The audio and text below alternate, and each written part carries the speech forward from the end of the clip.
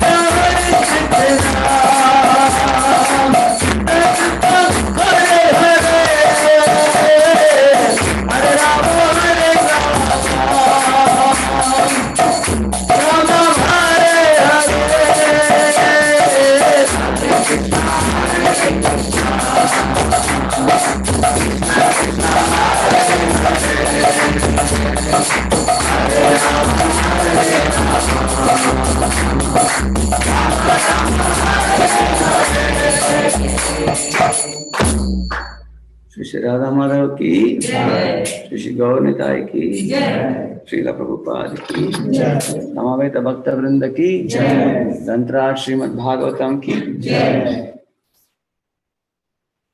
ओम अज्ञानतिमिरन्धस्य ज्ञानाञ्जनशलाकया चक्षुरुन्मीलितं येन तस्मै श्रीगुरवे नमः। श्रीचैतन्यमनोभीष्टं स्थापितं येन भूतले स्वयं रूपः कदा मह्यं ददाति स्वपदान्तिकं।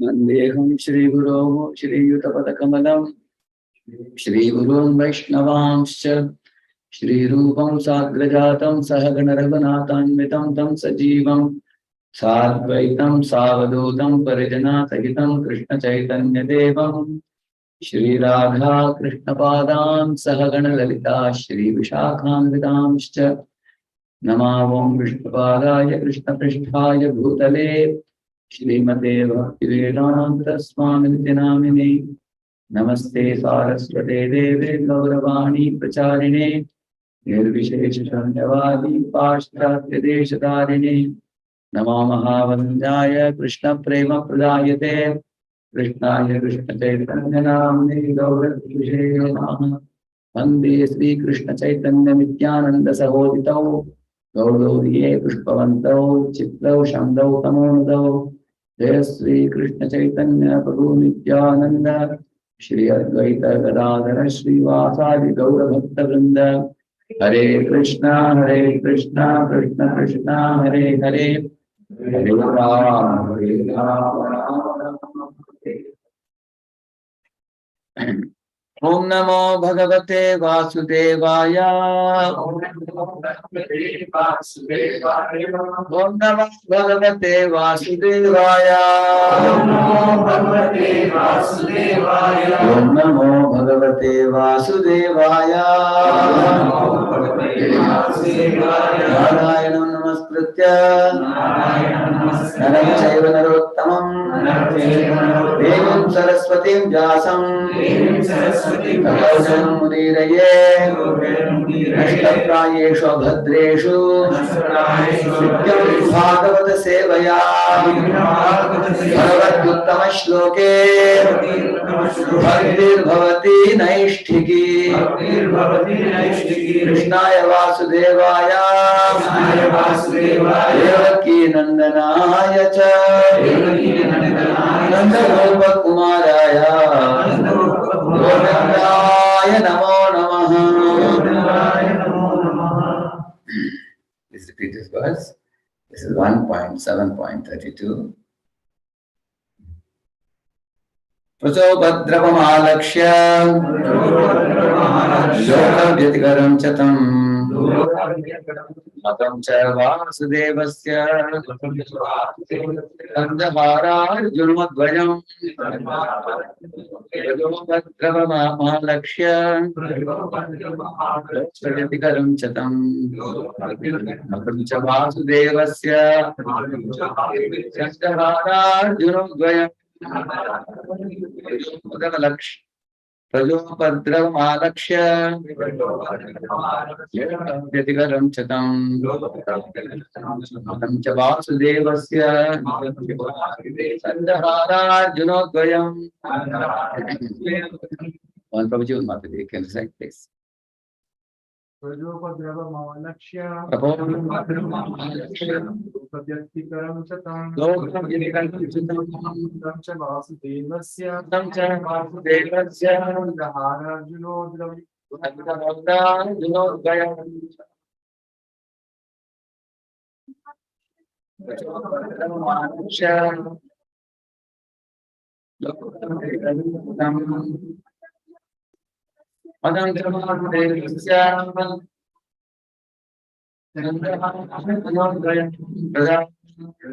People in general, disturbance. Alaksha, having said it. Loka, planets. Yatikaram, destruction. And cha, also. Tam, that. Matam cha, and opinion. Vasudevasya, of Vasudeva, Sri Krishna. Jahara, retracted. Arjuna, Dvayam, two other weapons. Translation of His Divine Graces, Bhaktivedanta Swami Prabhupada. Just seeing the disturbance of the general populace and the imminent destruction of the planets, Arjuna at once retracted both Brahmastra weapons as Lord Sri Krishna desired. Therefore, the theory that the modern atom bomb explosions can annihilate the world is childish imagination. First of all, the atomic energy is not powerful enough to destroy the world. And secondly, ultimately it all rests on the supreme will of the Supreme Lord, because without his will or sanction, nothing can be built up or destroyed. It is foolish also to think that natural laws are ultimately powerful. Material nature's law works under the direction of the Lord, as confirmed in Bhagavad Gita. Where is it confirmed in the Gita? 9.10. 9.10, what is the words? Yeah. The Lord says that the natural laws work under his supervision. The world can be destroyed only by the will of the Lord, not by the whims of the tiny politicians. Lord Sri Krishna desired that the weapons released by both Drauni and Arjuna be withdrawn, and was carried out by Arjuna at once. Similarly, there are many agents of the all-powerful Lord, and simply by his will only can one execute what he desires. Welcome all of you for the Srimad Bhagavatam class this morning. So, we are reading from the chapter, the son of Drona punished.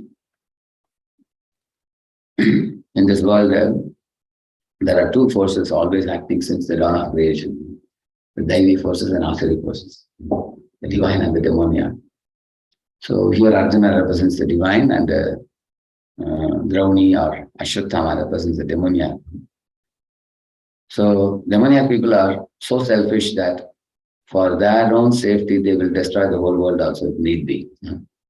We can see Ashwatthama, you all know, he killed the 5 innocent sleeping children of the Pandavas in the dead of the night, shamelessly. Because the scriptures say that Suktam, Balam, Andam, Viratam, Bhitam, Prapannam, and these people should not be killed. Suttam means one who is in sleeping state. Balam means one who is a child. Prapannam means one who is surrendered. Bhitam means one who is upright. And one who is weeping, or one who is, palayanam, or running away. One should not attack such people. Our Shastric codes are so crystal clear what to do when, and when what should not be done and everything. But Ashwatthama did not follow any law codes at all. They were all children, Pandavas, small boys, and also they were sleeping in the dead of the night, and they were also niravidam, without any weapons. And they were not aware of what's happening around. In a sleepy state, you don't know the external surroundings. So he killed them. So Ashwatthama's act is a very shameless, cowardly act, because he could not face the Pandavas head on. He did that. It's a very great sin, Mahabharata, very great sin, terrible sin. But then subsequently, when Arjuna promised to Draupadi that I will behead Ashwatthama and put his head under your feet, and you can stand on that and take a bath, when she was weeping, he told Draupadi. So now Arjuna started chasing after Ashwatthama, and both were in a chariot. They both were, Ashwatthama was fleeing and Arjuna was chasing. At that time, Ashwatthama felt that my horses are getting tired. Now I won't be able to speed up anymore, and I'm going to be captured by Arjuna. And if I'm captured, maybe Arjuna will put me behind the bars, or he may behead me. There's a severe punishment that awaits me. So fearful of the punishment, what Ashwatthama did, he threw a Brahmastra up in the sky. Actually, Brahmastra, in another place it is mentioned, because it is it's a particular kind of weapon which can destroy the whole universe, or it can be directed only towards one person. That is also possible. If 2 people are walking on the road, the Brahmastra can destroy one person and another person will not be affected at all. It was so powerful. Brahmastra weapon was so precise, not like the modern day weapons. You throw a bomb, many innocent people are killed. Hundreds of people are killed. So Brahmastra can be directed towards somebody. But Ashwatthama's goal was to not attack any particular person. Already he has killed the Pandava children. Now his goal was to put it up so that the whole universe can be put, it can be put under threat. That was his idea. Because the universe is put under threat, Arjuna will be diverted. And Arjuna will, work on what to do with the master. In the meantime, he gets some breathing space to escape. That was Ashwatthama's idea. So you can see the Vietnam War fought against America, if you see. There was no actual fight between Vietnam and Americans at all. It was a fight of ego clash between the two leaders, American leader and Vietnam leader. In some occasion, they had ego tussle. In order to satisfy their fastidious false ego, they waged a war. And in that battle, if you see, many husband and wives had to go to war. Because husband and wife together would go and they both would die in the battle. Hundreds and thousands of them. So the material world is such a horrible place that people, for the satisfaction of ego, they kill so many. Or they even engage so many citizens and they are sitting behind in their ivory towers and getting the citizens killed, innocent people killed. So that is one of the reasons why the counterculture came in America. Because people saw that the top leaders are enjoying, in their cozy houses and they are sending the innocent masses for the battle. And they were drafting forcibly many youths into the army for that. Similarly, here you find Ashwatthama, he is insecure. The insecure creature is always like this. They will do something very harmful. Like I used to go to my college through a eucalyptus forest, It used to be almost 10, 15 kilometers through the eucalyptus jungle we have to go. So me and my friends should go by bicycle. It's a shortcut instead of going through the long main route. So some people had warned us, village people, that in case the college gets late, if you're coming in the night, you have to be very careful. Because after it gets a little dark, 6:30, 7 o'clock, the foxes will be howling there. So you shouldn't come and confront the foxes because the foxes will pass urine on the ground and mix it with the sand and throw it on your eyes to blind you. Why they do that? Because by doing that, they can save themselves. That is their idea. They think that sometimes a man may shoot them or something. They have fear. So these are insecure creatures. They would do like that in order to run away and save themselves. So insecure people are very risky to associate with. If you find any very insecure person, you should keep a long distance from them because they have a tendency to think that others' success is my failure. Others' failure is my success. Like Duryodhana was like that. Duryodhana went to the one what was that? Indraprastha, where Rashtriya Yajna was performed. Everybody took different service. Like Vishwamitra was overall manager, Arjuna was welcoming the sages, Krishna was washing the feet of the sages, Dushasana took the kitchen. Everybody took different services. And Duryodhana, he said that I will collect all the gifts which come for Yudhishthira. Why he did that? He had an agenda, not without an agenda. What was his agenda? He wanted to see what gifts are coming for Yudhishthira. And the more he saw those gifts coming to Yudhishthira, he became envious. See, peacefully he could have done washing the feet of the sages, what Krishna did. At least he will get purified. But he didn't want to do that. He wanted to. Actually, this is one very surprising thing in the world. There are certain areas which are weak, we are weak at. And those weaknesses can plunge us in Maya. But somehow or other, we are impelled to go in that direction only. And this is a very strange material world. Actually, we have to clear the weakness, purify the weakness, and not increase the weakness. Already he is weak-minded, Duryodhana. What is weakness? His weakness is envy for the Pandavas. And now he is exactly going and sitting in the treasury and he is receiving all the gifts and seeing more and more. His heart is burning more. Isn't it? And on the way back, he told Shakuni, Uncle, I am feeling very, very restless. My whole body is burning, he said. Shakuni said, what happened to you? He said, how can you be peaceful, uncle? Did you see what gifts the Pandavas received? And Shakuni said, yes, I know. So what's the problem? If you want, you also do some sacrifice and welcome people, they'll come and give you gifts. Said, that's not the point, uncle.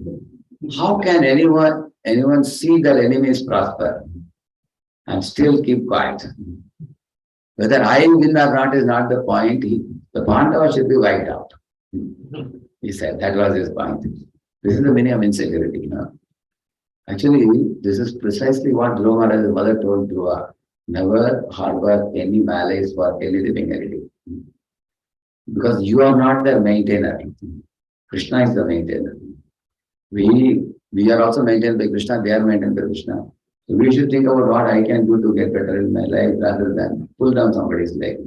Here the holy Shashitama, he is sending a Brahmastra to destroy the whole universe. What he thinks is if I survive and the whole universe is destroyed, no problem. That is the idea. What a shameless fellow. Huh? You can see that. And at that time, Arjuna doesn't know what to do. He is bowing down to Krishna and offering prayers to Krishna. And he is asking Krishna, please, Kimsit, he's saying that what is this? Kimidam, he's asking, what is this Brahmastra in the sky and what do I do with it now? How can I save the universe? And Krishna gives him idea on how to send another Brahmastra in such a way that both the Brahmastras can be retracted back.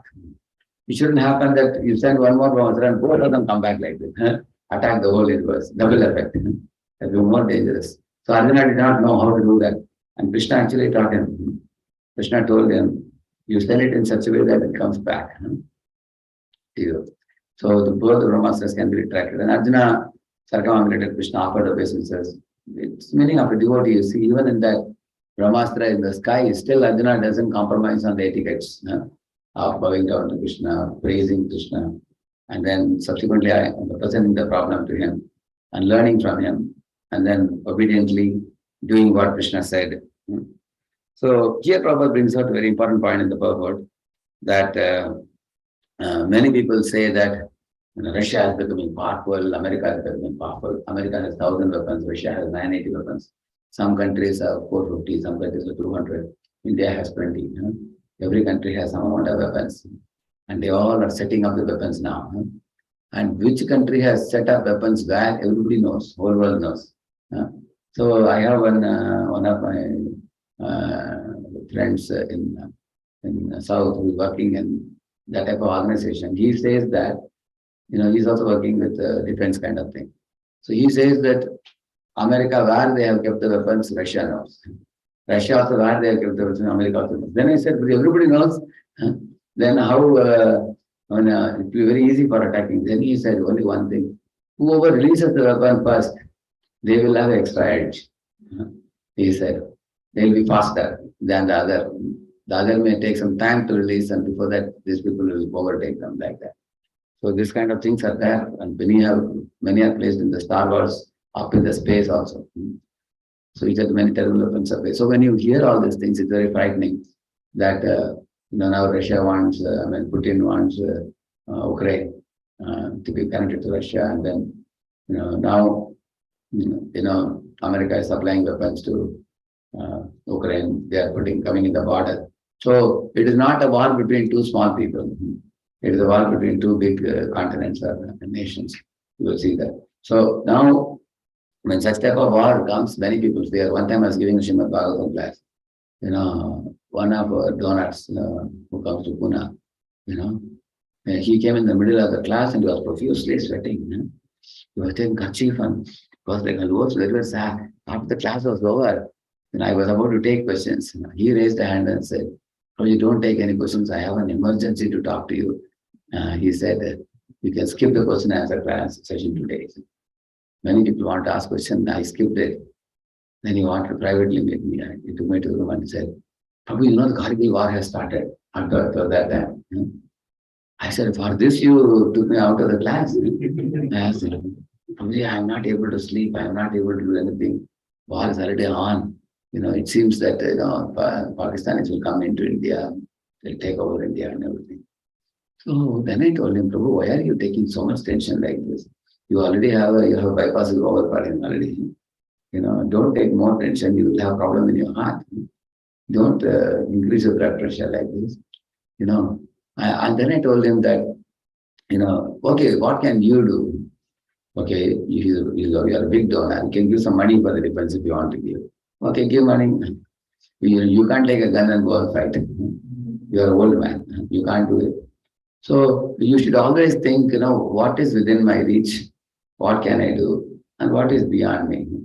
So whatever you can do, do your best. And then just chant Hare Krishna, that's all.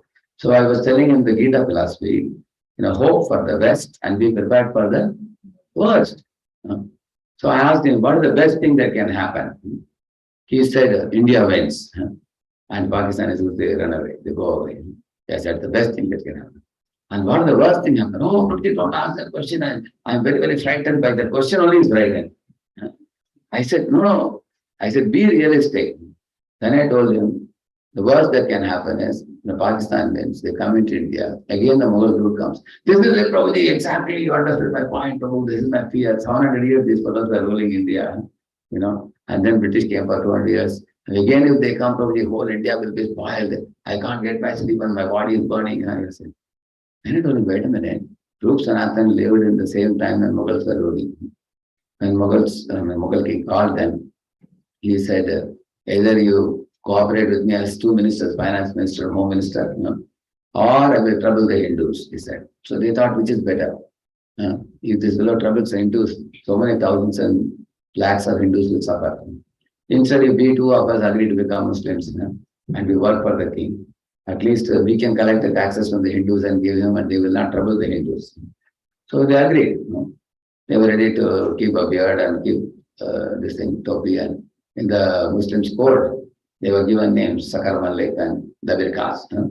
So Santosh and Amar, so they both became Sakar Malik and Dabir Khas. Later on, but one thing that happened with them, if you very carefully observe, after they assumed those positions, it's actually an honor. The Muslim king is giving an honor in the public court, declaring them with those two titles. It's not an ordinary thing in those days. But still, their father, who was observing that my sons are working for cow flesh eaters, he was very sad, and he was doing yajna at home, praying to Lord, please, they have to serve the fallen people, therefore please forgive them. He was performing yajna at home. So they were given one palace. When I got to Bangladesh, I saw the palaces. Even today, the palaces are there, ruins of the palace. A little bit broken here and there, but still those palaces are Rup Sanatan lived. Big palaces given them. And they were not only living in palace, behind the palace, they made a Gupta Vrindavan. Gupta Vrindavan means like all this, Radha Kund, Sham Kund, the Govardhan Hill, everything they made. And they used to go and sit behind and read Bhagavatam. So they were smart.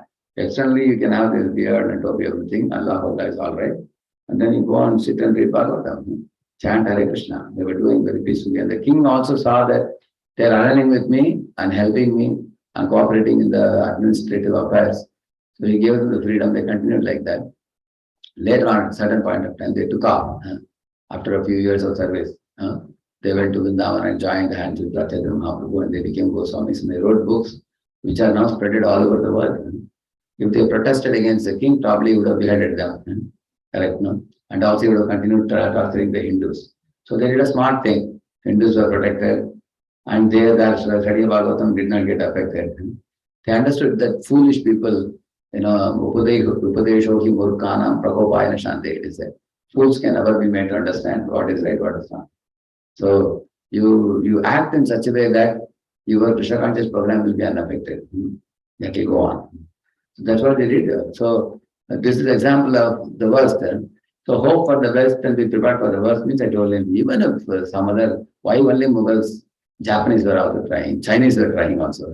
Many people keep trying. I don't say that we have to be under foreign rule. The best thing that can happen is we should have very pakka defense to protect the nation. So we can hope for the best, but we should be prepared for the worst. And anything in between can happen. Once you honestly, without any fear, think of the both possibilities, and then you can easily, come to a peace of mind. It's possible. But people only want to always keep dreaming about hope for the best. They don't want to think about the worst. Like you see, when Parishit Maharaj came to know about the 7 days tenure given to him for leaving the body, immediately he thought, what is the best thing can I do now at the moment? I heard in the West there was a man who was told by a doctor that he will live only for 1 month. So this fellow started going to all the West movies he wanted to watch. He went to all the brothels and beer bars and whatever type of rum he wanted to drink, he drank. Whatever movie he wanted to watch, he watched. And 1 month passed, 2 months passed, 3 months passed, he was not dying, he was worried, the money is getting exhausted. You know, all the doctor, when is it coming? Doctor said, I'm also wondering, I don't know. Later on, he had to again go to job and so Parikshit didn't do that.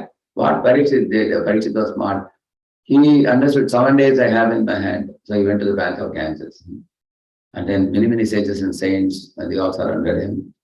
So there's a beautiful verse he says. Tammo payatam pratiyantu vipra gangacha devi dhritichittamishe vijo prishtas kuhakastakshako vadashatpalam yada vishnu gatha. He's saying, I have no fear to face this death which is coming to me. He said, I am sitting in the bank of Ganges. I am surrounded by saintly people. I am hearing Krishna Katha. What more can be auspicious for anybody in this world? Absorbing myself in Krishna consciousness, I will go back to God in this very life. Therefore, whatever the snake bird was supposed to bite me, let it bite me, I have no fear, he said. This is Parikshit. And besides that, one more thing he did, he repented for his mistake. When he had gone to forest, he had put a red snake in the neck of one Samik Rishi, isn't it?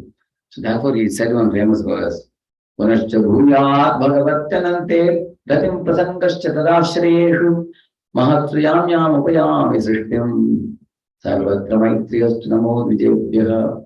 Oh my dear Lord Krishna, if I have to be born again in this world, I request you 3 boons.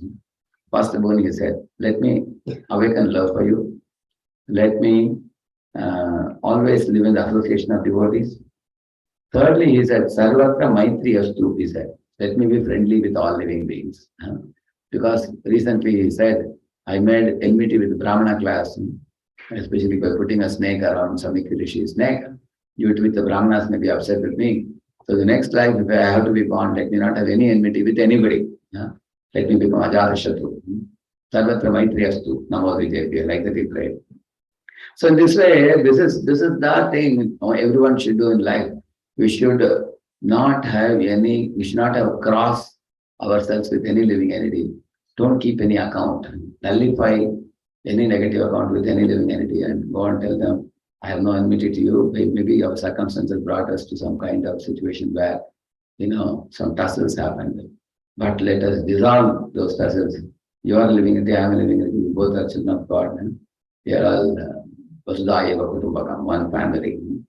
So we should not hold any pockets of revengeful thoughts or envy in our heart or anger towards any living entity that he said that or he did this or she told this and things like that.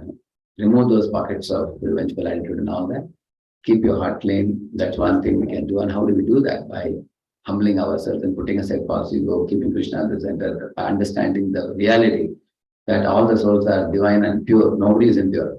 The covering only is impure. The covering is removable covering. So therefore one should be clear about that. So in this way, he nullified any negativity that might have been in his mind, and he smartly did that. And one last point I will say and conclude the talk. When Yudhishthira Maharaj wanted the Brahmanas to tell the prophecy to him about how will this child Parikshit who was newly born, how will he fare in his life? He wanted to know that. Because many parents are curious. My son, what will he do in the future? Will he become a good soul or, will he become a good son or a bad son? They want to know. Every parent has the concern. So Yudhishthira also wanted to know whether this fellow can be a good successor for us. Like that. So then what happened? The Brahmana started speaking about Parikshit.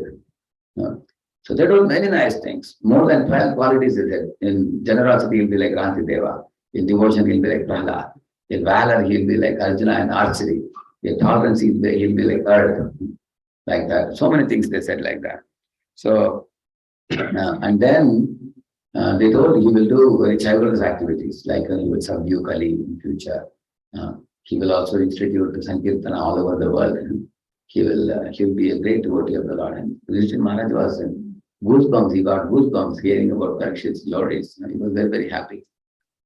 Another Brahmanas said that at one point of time, there will be a Brahma shop due to which he will leave the body in 7 days. Like that they said. And subsequent verses say in Bhagavatam that Yudhishthira Maharaj didn't ask one question about that last part. And that came as a big surprise to me. So later on, I asked one Swami in this Kanman Maharaj, I asked, imagine if any of you is hearing anything about your son like this. If they say that, there will be a Brahma shop at the time of, it will come in his life and he will have to leave the body in 7 days. Now, honestly tell me, will we not ask the Brahmanas, is there any method to evade that, or escape that, and why it will happen, things like that. And Yudhishthira Maharaj didn't ask at all. So that Maharaj was telling, birth and death are not important. How you live your life, that is very important. Because every living being born in this world has to die one day. Jatasya dhruvam mrityur, dhruvam janma mritasya. Krishna says that. If you are born in this world, the body will die. If you are dead, you have to be born again. The law of the material world, that's no wonder. Cats and dogs are dying, humans are dying, everybody is dying. What's so great about it? Everybody has to die. But how did you lead your life in between birth and death? Between B and D, we have C. What is C? Choice. Choice. So that choice, how did we use the choice? So Prabhupada gives one verse, famous verse in Bhagavatam. Taravakyam na jivanti bhaktakyam na shvasanti uta nagadanti na medanti kim grame pashavo apare. Very, very strong verse in Bhagavatam. It says, Taravakyam na jivanti. Hey, human being, what are you talking? You are so proud of your human life. Do you think you are the only one living in this world? Even the trees are living. Are the trees not living long life than you? What is the meaning of that? Redwood trees live 5,000 or 7,000 years also. But they have seen Buddha coming and going, Jesus coming and going, long before that Krishna also came and went 5,000 years ago. After seeing all those great personalities coming and going, hearing them, still the tree is standing without getting liberated. So they haven't made any progress. These are dull creatures like that. And on the other hand, Shankaracharya lived only 32 years. Chaitanya Mahaprabhu stayed only 48 years in this world. But these people have left behind such impression in the world, influence in the world, that whole world is remembering them for a long, long time to come. So what we do there in between period purpose is the quality of our life is far more important than long duration of life. So a long duration of life of sense gratification is condemned. A very short duration of life of Krishna consciousness is glorified. So therefore he is asking, Taravakyam na jivanti. Why are you proud of your long life? People are having this oxygen ventilators. Whether they are trying to, prolong the life. Can the fellow talk with the oxygen ventilator? He cannot talk. How much you may prolong for about 3 months, 6 months, you keep on paying money. But even though you may prolong life, the prolonging life doesn't serve any purpose. So, actually, 2 minutes. Okay.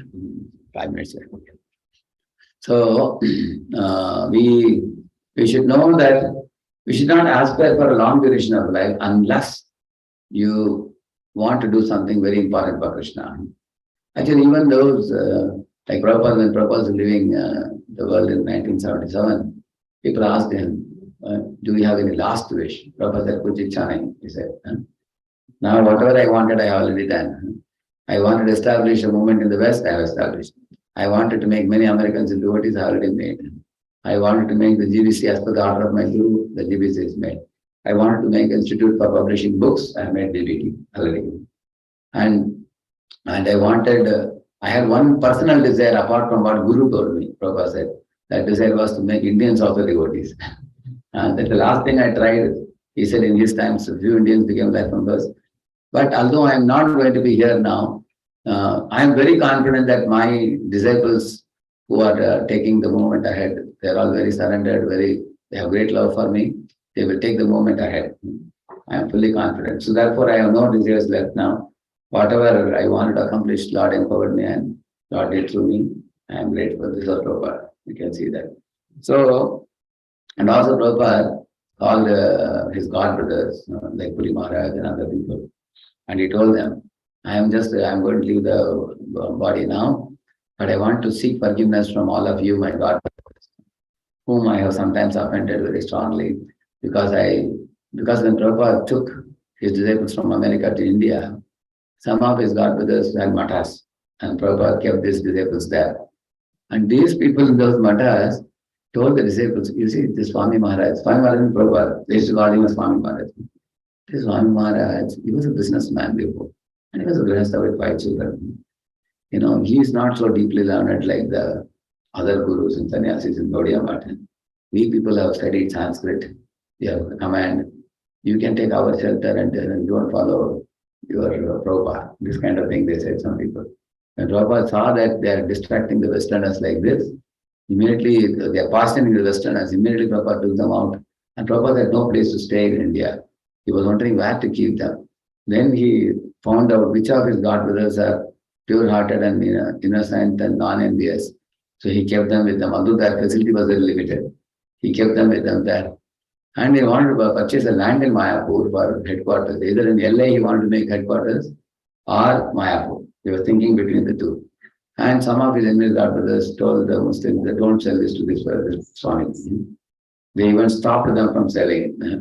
And then Prabhupada sent one very intelligent personality, his called Samakshana Maharaj, how to bargain and get the land. He got it. So due to that, Prabhupada had to sometimes talk about these God brothers to his disciples, that, take care of yourself, these people are envious. So actually Prabhupada was not wrong. Still, in the last part of his life, he sought forgiveness. He said, I am, he said, I am Mahapatita because I offended all of you, he said. They all came forward and they said, no, you did such a great service, which our spiritual master always wanted, and you have fulfilled the dream of Asasa Thakur. And Puri Maharaj came and said, you are claiming to be Mahapatita, but I will give you another title, you are Mahapatita Pavan, he said. You are the greatest deliverer of the whole world. So why I am telling you, Sri Prabhupada cleared all accounts and, went back to Godhead in a way. So we have to hope for the best and be prepared for the worst in this world. And there is nothing to worry because the mental body can never be maintained forever. It has to go today or tomorrow, it will go. But how I am living my life today, every single day I am spending my time, that's most important. Nobody should waste time in the human body. Life is short and time is precious. And it's not that, like sometimes we think somebody has some very complicated deadly disease and doctors are saying you are counting your last days.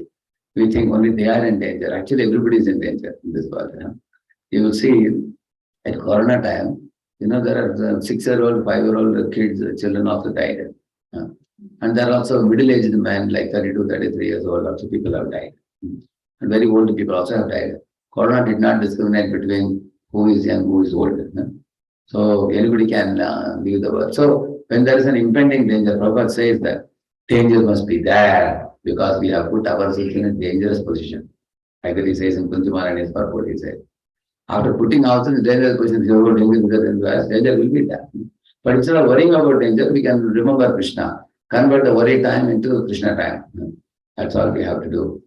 And that's what Parikshit Maharaj did when he came to know about the death. And he perfected his life. Went back to Godhead. Similarly, here also you'll find Arjuna. Prabhupada writes in that last part of the purport, the last one line is a very, very important line, if you see. There are many agents of the all-powerful Lord, and simply by His will only can one execute what he desires. That means everything can happen only by Krishna's will. If Krishna's sanction is not there, we cannot do anything. I have another 5 minutes. I have 5 more minutes, I think. Yeah. I will tell you something about this. Only by Krishna's will things can happen. When Prithu Maharaj became the king, he made one statement, Aham Dandadaro Raja Prajanam Niyojitaha, he says. He tells Praja that, my dear Praja, by Lord's desire, I have become a king, like that he says. And that Prabhupada writes in the purport that even if you are a qualified man, you cannot become king unless Lord sanctions you. And I will tell you evidence for this. There are many boys in India who have intelligence fit enough to enter into IIT. But you find they are not able to enter due to some providence. There are 5 factors of work mentioned in Bhagavad Gita, Adhishtanam, Tatakarta, like there's some Vidha, Vidaha, and Cheshta. So 5 factors are said in that verse that your endeavor, like for example, you are driving the car. For example, you are applying the pedal, applying the brake or the accelerator. That is a Cheshta. You are making an effort. And also you are making the choice which road to take. You are taking also either. Then the car also depends what kind of car you are using. If it is a dabba car, it cannot go fast. Sometimes the car stops every 10 feet, it may stop, not a good car. But if you have a good car, it can go fast also. And it depends on the road also, what road you are driving. If the road has a lot of bumps and holes, then you can't go very fast, isn't it? So there are multiple factors for reaching one destination from here to there. It depends on the road, depends on the car, depends on the endeavors you make. And also, sometimes you may go in the wrong direction and come back to the main route. So one shouldn't think that I am the only cause of reaching the destination. One shouldn't think like that.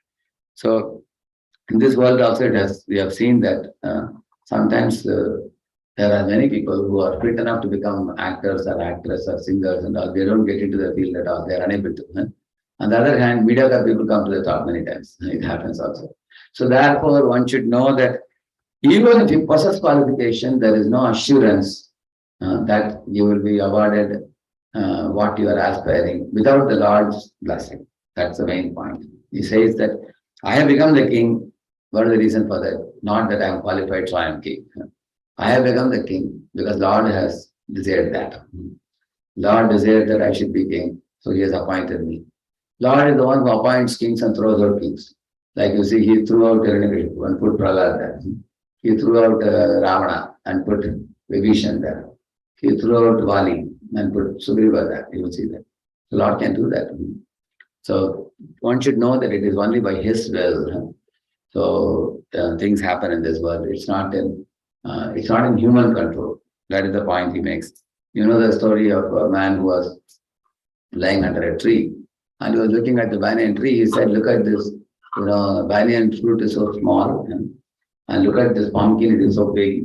Pumpkin is made in a creeper which is crawling on the ground.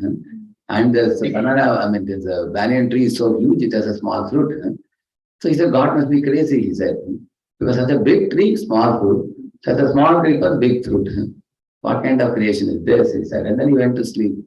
And after some time, one of the fruit fell on his forehead. And he jumped up from his sleep. And he looked in the mirror, there's a big bump here. So he thought, even by a small fruit hitting my forehead, it has produced a big bump. Imagine if this big pumpkin fell on my head, my head would have broken. So he said, God is not crazy, I am crazy, he said. So what do we learn from this lesson? God knows best. Please repeat. God knows best. This conviction we should have in our life. He knows why is he doing what is he doing. You don't have to teach him. Whatever comes in our life, he knows best. Like for example, one father was a multi-millionaire. And he had like, some 500 crores property. So he called his small son and said, Beta, I am so pleased with you. I am going to write all this property in your name. It's only a matter of time when you grow, you are my successor, he told him. And son was very happy. Thank you, Papa. I was very happy. So every day father used to give him 5 rupees as a pocket money. So the boy, as he grew up, he started using pocket money for smoking a cigarette. Every day smoking a cigarette. The father came to see that. So he stopped giving pocket money. One week the boy went to school without pocket money. One of the Sundays when he was at home, he was staring at the father with the envious eye. Father said, Beta, why are you so upset with me? What happened? Father was cheerful, but the son was envious. And the son said, Papa, you are a cheater, he said. Why are you calling me a cheater? You are not even giving me 5 rupees nowadays. How will you give 500 crore? You are talking big things, but you will never do what you have promised. You are simply cheating. Then father said, why am I not giving you 5 rupees? Because if you smoke this cigarette, you will die before me. Then how can I give you? Therefore, I want to see you alive. Therefore, I am not giving 5 rupees. So he knows. So just as father stopped giving what he was giving before. Similarly, Krishna also sometimes will withdraw what he is giving us for our own good. So we should have faith in 2 things here. One is everything happens by the plan of the Lord, not by our endeavor. So our endeavor is called Purushakara. Purushakara means your ability, your intelligence, and your plans. This is called Purushakara, we call it. And Lord's blessing is called as Daiva. Daiva is infinite times more powerful than Purushakara. So we can do 2 things. struggle hard with our own limited mind and senses and our endeavor energy, proudly thinking I am moving mountains. It's like a frog in the well, thinking like that. Or we can become humble, we can become devotionally minded, chant Hare Krishna, study the scriptures, and also be dependent on Hari Guru and Vaishnavas and render services. And keep on doing, purify the mind, purify the mind, purify the mind. As we purify, slowly we advance in spiritual life. And then the Lord will see that here is a living entity who is very genuine. Then Lord will make us instruments in His hand and He will work through us. Just like Prahlad was like a superconductor. There was zero resistance in Prahlad. Our resistance is our ego, false ego and proprietorship and fellowship and leadership. The more we give up those impurities by chanting the holy name, studying scriptures, aligning with Hari Guru Vaishnavas, you will see that as we become purified, the resistance will reduce. When the resistance becomes practically nil, Lord will work through us. Like Prabhupada got Nityananda Avesh, we say. He got the Avesh to preach vigorously. And he, made a big radical transformation in the whole world. So we should allow the Lord to work through us, rather than trying to become opaque and thinking that I will do great things and I will grab the credit. The grab credit should be given up. Rather, one should become a transparent via media for the Lord to act through us. That is actually called as Avesh, we call it. There are three things: Avirbhav, Avesh, and Sakshat. Sakshat means Lord Himself comes as Chaitanya Mahaprabhu.